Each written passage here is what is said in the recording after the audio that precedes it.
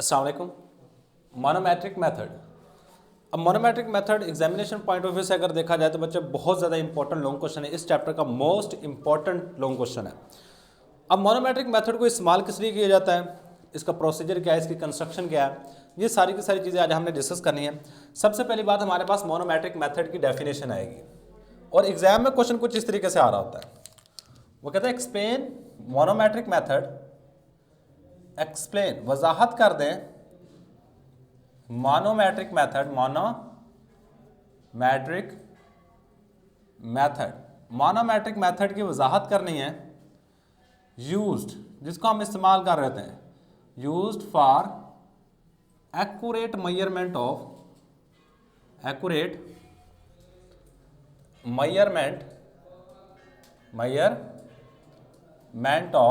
Vapour pressure. बच्चे इस तरीके से कुछ क्वेश्चन आ रहा होता है, या फिर बाज़ दफ़ा इस तरह भी आ जाता है explain manometric method for the measurement of vapour pressure, इस तरह भी आता है। एक्यूरेट नहीं भी वर्ड लिखता, या सिंपल इस तरह आएगा एक्सप्लेन मोनोमेट्रिक मेथड। ये था जी हमारे पास मुख्तलिफ पॉसिबिलिटी इस क्वेश्चन के आने की एग्जाम के अंदर। तो सबसे पहले बच्चे मोनोमेट्रिक मेथड की डेफिनेशन लिख लो। डेफिनेशन मोस्ट इंपॉर्टेंट है।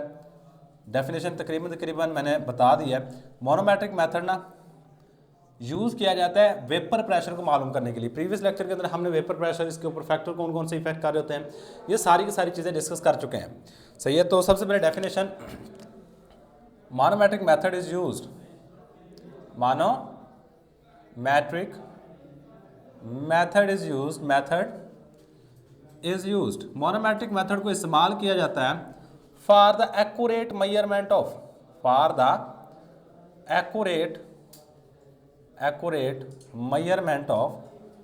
एक्यूरेट मेजरमेंट के लिए, accurate measurement of vapour pressure, इसको वेपर प्रेशर की एक्यूरेट मेजरमेंट के लिए इस्तेमाल कर रहे होते हैं। सही बात आपने याद रखनी है। अब सबसे मोस्ट इंपॉर्टेंट चीज़, अगर एक चीज़ आपको समझ आ गई इसकी कंस्ट्रक्शन कैसी है, अब सारी की सारी चीज़ें खुद भी लिख सकते हो। तो इसकी अगर कंस्ट्रक्शन की बात की जाए, आपकी बुक में अगर देखा जाए ना बच्चे, बिल्कुल एक पैराग्राफ की फॉर्म में दिया गया, कोई इसमें कोई चीज़ नहीं है। अगर एग्जाम में आती है ना बच्चा, आपके कंस्ट्रक्शन का 1 नंबर होगा, 1 नंबर डायग्राम का होगा, 1 नंबर वर्किंग का होगा और 1 नंबर फार्मूले का होगा, 4 नंबर का लॉन्ग क्वेश्चन आएगा। तो इसकी अगर कंस्ट्रक्शन देखी जाए ना, सबसे पहले हमारे पास इस तरह का एक बीकर होता है। बिल्कुल इसको समझ लो, लिखना अभी इसको लिखना ना, अगर समझ आ गया ना सारे का सारा लिख लेंगे। अभी इस तरह का हमारे पास बीकर होता है और इस बीकर के अंदर ना हमने एक फ्लास्क रखी होती है, इस फ्लास्क को कहते हैं ये राउंड बॉटम फ्लास्क है। ये क्या हमारे पास राउंड बॉटम फ्लास्क को इसके अंदर हमने रखा होता है। और राउंड बॉटम फ्लास्क इसलिए कह रहे होते हैं क्योंकि इसका जो पेंदा होता है ये बिल्कुल गोल होता है। ये बिल्कुल क्या होता है हमारे पास, राउंड शेप होता है। That's why it is known as a round bottom flask. ये हमारे पास राउंड बॉटम फ्लास्क है क्योंकि इसका पेंदा क्या है, बिल्कुल गोल, और ये ऊपर से इस तरह ओपन होती है। ये शीशे की बनी होती है। अब साथ साथ इसको लिखते भी जाते हैं। ये हमारे पास क्या है, राउंड बॉटम फ्लास्क। इसके बाद ना इसके इर्द गिर्द हमने डाला था पानी, यहाँ पे हमने पानी को डाला होता है और ये यूज़ कर रहे होते हैं एज अ थर्मोस्टेट। किसके तौर पे इस्तेमाल कर रहे होते हैं, थर्मोस्टेट के तौर पे यूज़ कर रहे होते हैं। थर्मोस्टेट याद रखिएगा ऐसी चीज़ है जिसको टेम्परेचर कंट्रोल करने के लिए इस्तेमाल किया जाता है। सही है। ये इस पूरी चीज़ को हम नाम देंगे थर्मोस्टेट का। क्या नाम देंगे, थर्मोस्टेट। थर्मोस्टेट ऐसी चीज़ है जिसको टेम्परेचर को कंट्रोल करने के लिए इस्तेमाल किया जाता है। एक स्पेसिफिक टेम्परेचर देने के लिए हम इस्तेमाल करेंगे। सही। इसके बाद आपने ना एक टी शेप ट्यूब लेनी होती है। क्या करना है, एक टी शेप ट्यूब, यानी बिल्कुल बारीक सी नाली होती है इस तरह की, और यहाँ पे इसकी ओपनिंग होती है और इसकी शक्ल टी शेप होती है इस तरह की। ये हमारे पास टी शेप ट्यूब है। ये क्या हमारे पास टी शेप ट्यूब। अब इस ट्यूब के इस साइड पे हमने एक यू शेप ट्यूब लगाई होती है इस तरह की, ये इस तरह की, और यहाँ पे इसके ओपन होता है। यहाँ से ऊपर क्या होता है हमारे पास, ये क्लोज नहीं होता, यहाँ से ओपन होता है। सही है। और इसको हमने यहाँ पे फिक्स किया होता है एक बॉक्स के अंदर, और यहाँ पे लगी होती है 1 मीटर रॉड। यहाँ पे हमारे पास क्या होगा, एक मीटर रॉड होगा, और मीटर रॉड आपको पता है रीडिंग को नोट करने के लिए हम इस्तेमाल कर रहे होते हैं। सही है, हमारे पास मीटर रॉड है, इससे आप कोई भी रीडिंग वगैरह नोट कर सकते हो। सही है, हमारे पास क्या आ गया, मीटर रॉड, मीटर रॉड। और इसके बाद ना इसके अंदर हमने डाली होती है मरकरी। क्या डाला होता है हमने, मरकरी डाली होती है। और यहाँ पे ये सपोज कर लें हमारे पास क्या है, मरकरी है। और मरकरी जब कुछ भी नहीं होगा ना यहाँ पे, तो यहाँ पे इसका लेवल बिल्कुल बराबर होगा, दोनों साइडें यहाँ से और यहाँ से बिल्कुल क्या होंगी, बराबर होगी। और मरकरी को आम ज़बान में पारा कहते हैं। क्या कहते हैं, पारा, मरकरी। अब इसके बाद ना एक स्टॉपर यहाँ पे लगा होता है, एक स्टॉपर यहाँ पे लगा होता है। अब स्टॉपर क्या होता है, स्टॉपर कहता है किसी भी चीज़ को रोकने वाला। आपकी नॉर्मल ज़िंदगी में बहुत सारे स्टॉपर की एग्जांपल दे सकता हूँ। आपकी नॉर्मल जो पानी की टूटी है ना, ये स्टॉपर है। आप इसको इस तरह टर्न करोगे, एक साइड बंद हो जाएगी, दूसरी साइड टर्न करोगे ओपन हो जाएगी। इसी तरह हमारे पास जो गैस के सिलेंडर होते हैं उसके साथ एक स्टॉपर लगा होता है, वो वाल्व वगैरह लगा होता है। उसको एक साइड पर करते हो तो गैस ओपन हो जाती है, दूसरी साइड पर करते हो गैस बंद हो जाती है। सही, इसी तरह का हमारे पास स्टॉपर लगा हुआ है। इसके ऊपर यहाँ पे इस तरह एक टूटी टाइप होती है, इसको अगर आप क्लोज करते हो तो ये बंद हो जाएगा, इसको ओपन करोगे तो ओपन हो जाएगा। ये क्या हमारे पास स्टॉपर है। और स्टॉपर वर्ड देखो, स्टॉपर, स्टॉप से निकला है। स्टॉप का मतलब क्या है, रोकने वाला। भाई यहाँ पे एक लगा हुआ वैक्यूम पंप, इस साइड पे क्या लगा है हमारे पास, वैक्यूम पंप। और वैक्यूम पंप सिंपल बात याद रखिएगा, हवा को खींचने के लिए इस्तेमाल किया जाता है। किस लिए इस्तेमाल कर रहे होते हैं, हवा को खींचने के लिए। और यहाँ पे कॉर्क वगैरह लगा के इसको फिक्स किया होता है, यहाँ पे इस तरह।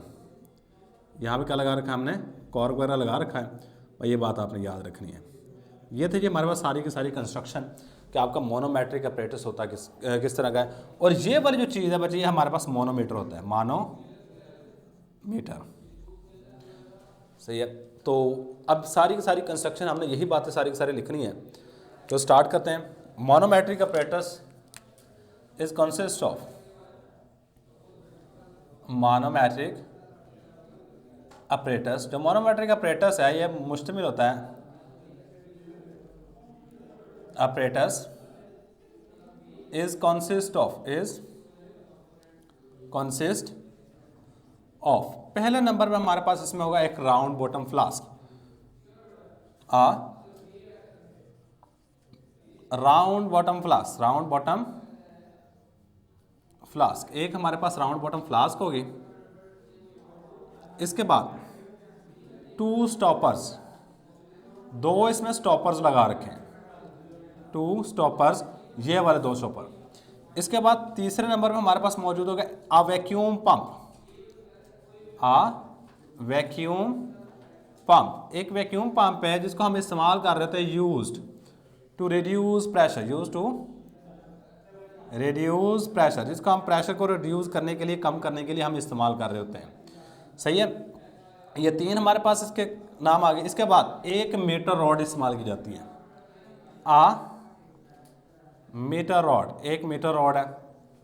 नेक्स्ट हमारे पास थर्मोस्टेट, थर्मोस्टेट को टेम्परेचर कंट्रोल करने के लिए इस्तेमाल किया जाता है। Thermostat use to control the temperature, use to control, जिसको हम यूज करके कंट्रोल कर सकते हैं, control the temperature, control the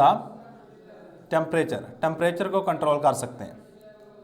तो ये था जी हमारे पास सारे के सारे कुछ पार्ट्स हमने लिख दिए हैं। अगर और भी कोई बाकी बचा, मरकरी भी अभी नहीं लिखा, मरकरी भी आप लिख सकते हो। यहाँ पे हमारे पास मोनोमेट्रिक अपरेटस में मरकरी को भी यूज़ किया जाता है। चलो जी लिख दो मरकरी।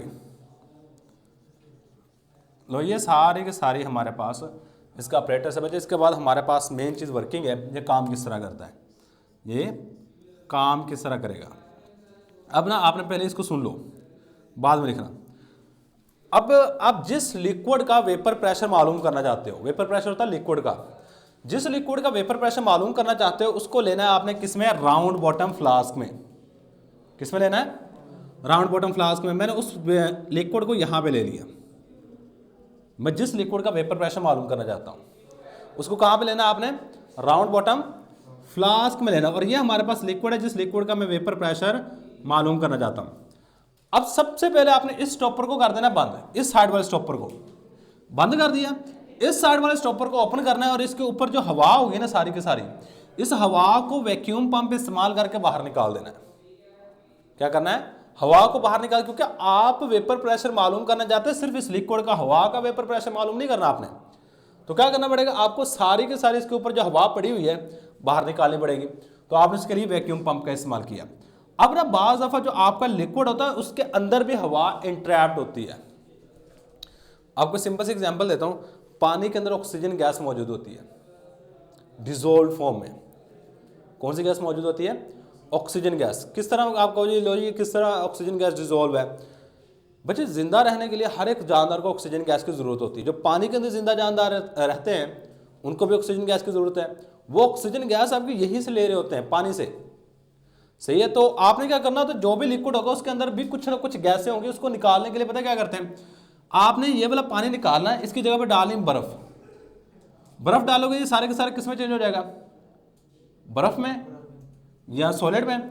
फिर आपने इसको गर्म करना है, पहले बर्फ़ बनानी है इसकी, फिर इसको गर्म करोगे, किस में चेंज हो जाएगा, लिक्विड में। फिर आपने वैक्यूम पंप को ऑन करना है, इसके ऊपर जो थोड़ी बहुत हवा बनेगी जो इसके अंदर इंट्रैप्ट होगी वो बाहर निकलेगी, इसको बाहर निकाल लेना है। फिर आपने इसको फ्रीज करना है, फ्रीज करने के बाद दोबारा फिर इसको मेल्ट करना है, और उस वक्त तक आपने ये काम करते रहना है जब तक ये सारे का सारा इसके ऊपर जो भी हवा हो सारी की सारी हवा निकल ना जाए, उस वक्त तक ये प्रोसेस आपने रिपीट करते रहना है। और एक वक्त आएगा आपके सारी की सारी हवा यहाँ से ऊपर से निकल जाएगी।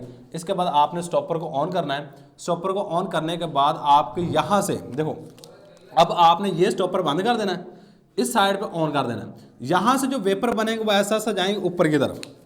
इस लिक्विड के जो वेपर्स बनेंगे उसको ये जाएंगे थोड़ा सा ऊपर की तरफ। ऊपर जाने के बाद यहाँ से इस साइड से तो रास्ता बंद है, ये सारे के सारे जाकर यहाँ पे लगाएंगे प्रेशर। जब ऊपर से प्रेशर लगाएंगे तो इस साइड से आपकी मरकरी नीचे की तरफ मूव करेगी और इस साइड से मरकरी ऊपर की तरफ मूव करेगी, सही। ये जहाँ पे नीचे की तरफ आएगी मरकरी, और यहाँ से आपकी मरकरी थोड़ी सी ऊपर वाली साइड में चली जाएगी यहाँ पे। अब आपने पता क्या करना था, यहाँ पे चली गई, इस साइड से यहाँ पे चली गई है। आपने यहाँ से हाइट डिफरेंस मालूम करना है। देखो यहाँ से लेके यहाँ तक कितना हाइट का डिफरेंस आ रहा है, इसको हम नाम दे रहे होते हैं डेल्टा एच का। क्या नाम दे रहे होते हैं, डेल्टा एच का। बस ये हाइट डिफरेंस मालूम करना है, मालूम करने के बाद आपने फार्मूला लगाना है, वेपर प्रेशर को मालूम कर लेना है। ये था जी तरीकाकार इसका। आप ये प्रोसीजर कर किस तरह रहे होते हो, तो बच्चे इसके बारे में सारी की सारी यही बातें हमने लिखनी है। Set the apparatus as shown in figure. Set the apparatus as shown in figure. जिस तरह ये तस्वीर के अंदर दिखाएगा ना, आपने सबसे पहले ऑपरेटर्स को सेट करना है, सही है। आपने तस्वीर बनानी है, फिर ये लाइन लिखनी है। ऐसा नहीं है आप ऑपरेटर सेट तस्वीर बनाओ ना और डायरेक्ट लाइन लिख दो, फिर आपने लाइन लिखनी है। अगर आप तस्वीर एक नंबर डायग्राम का होगा आपका, सही है। इसके बाद liquid is taken in round bottom flask, round bottom flask. आपने लिक्विड को लेना है राउंड बॉटम फ्लास्क में, इस फ्लास्क में लेना है लिक्विड को, सही है। तो इसके बाद क्या करना है, by using vacuum pump, by using vacuum pump को इस्तेमाल करके रिमूव, निकाल देना है आपने सारा का, remove all the air above the liquid, liquid के ऊपर जो भी हमारे पास हवा मौजूद होगी उस सारी हवा को निकालना है अपने वैक्यूम पंप को इस्तेमाल करके। इसके बाद आपने क्या करना है, मेल्ट, फ्रीज कर लो, फ्रीज। आपने जमाना है इस लिक्विड को, किस तरह बाहर बर्फ वगैरह डाल के, freeze and melt the liquid again and again remove all the air above the liquid, liquid के ऊपर जो भी हवा होगी आपने इसको मेल्ट और फ्रीज करके उस वक्त तक मेल्ट और फ्रीज करना है और वैक्यूम पंप को चलाना जब तक सारी की सारी हवा यहाँ से निकल ना जाए।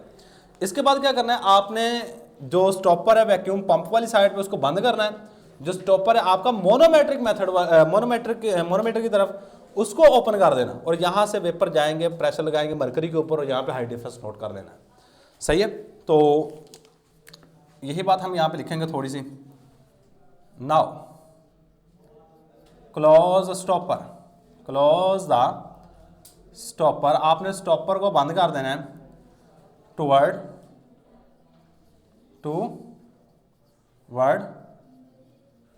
वैक्यूम पंप,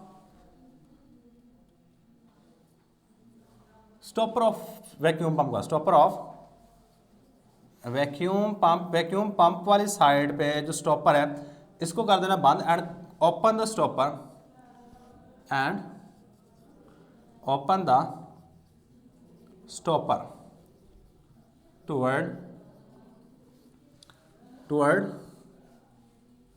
मानोमीटर वाली साइड का जो स्टॉपर है उसको आपने ओपन कर देना है।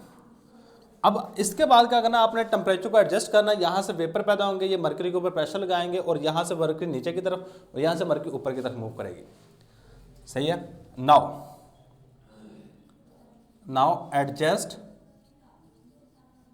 The vapour pressure, sorry adjust the temperature, now adjust the temperature. अब आपने टेम्परेचर को एडजस्ट करना है, एंड जब आप टेम्परेचर को एडजस्ट कर लोगे इसके बाद क्या करना है, the vapours exert vapour pressure on a mercury, the vapours of liquid, the vapours of liquid exert pressure on mercury, exert pressure on mercury, ये मरकरी के ऊपर प्रेशर लगाएंगे, एंड फाइंड द, और आपने मालूम कर रहे हैं फाइंड द हाइट डिफरेंस, और आपने हाइट डिफरेंस मालूम कर लेना है। हाइट डिफरेंस क्या है, delta H, by using metre rod, metre rod को इस्तेमाल करके आपने यहां से हाइट डिफरेंस मालूम कर लेना है, एंड अप्लाई द फार्मूला,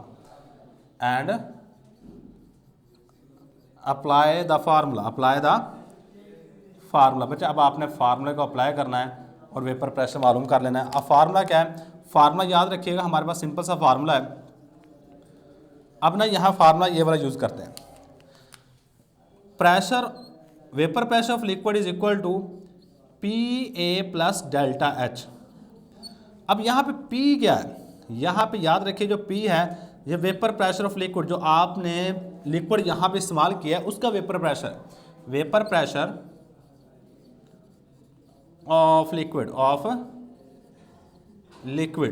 इसके बाद PA बच्चे एटमॉस्फेरिक प्रेशर है, PA क्या हमारे पास, एटमॉस्फेरिक प्रेशर जो अमूमन 760 mm ऑफ HG होता है, एटमॉस्फेरिक प्रेशर है।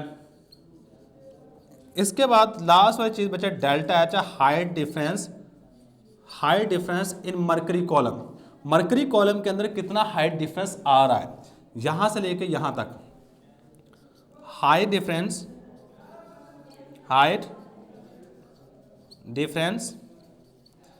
इन मरकरी कॉलम, ये बच्चे आपने बात याद रखनी है। था जी हमारे पास सारे का सारा मोनोमेट्रिक मेथड, सिंपल सा है, इतना ज़्यादा मुश्किल नहीं है। पास पेपर में बड़ी दफ़ा ये लॉन्ग क्वेश्चन के तौर पे आ चुका है, तो मोस्ट इंपॉर्टेंट है। और इसमें कुछ इसी तरीके से लिखिएगा, हर एक चीज़ अलग-अलग करके लिख दिए, डेफिनेशन क्या है, कंस्ट्रक्शन क्या है, वर्किंग किस तरह कर रहा है, डायग्राम एंड देन फार्मूला में आपने बाहर से एटमॉस्फेरिक प्रेशर मालूम कर लेते हैं, हाइट यहाँ से मालूम करते हैं, दोनों को ऐड करते हैं, हमारे पास वेपर प्रेशर आ जाता है। तो ये बच्चे याद रखिएगा, यही हमारे पास आज का लेक्चर। अल्लाह हाफिज़।